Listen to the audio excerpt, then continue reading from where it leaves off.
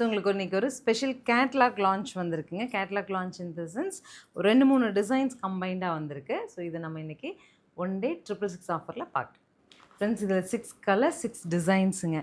666 அப்படிங்கிறது 1 day offer. உங்களுக்கு பிடிச்ச கலரை ஸ்க்ரீன்ஷாட் பண்ணுங்கள், புக் பண்ணிக்கலாம். என்ன ஃபேப்ரிக் அப்படின்னிங்கன்னா ஆக்சுவலி இது வந்து ஒரு semi tester fabric with zari border.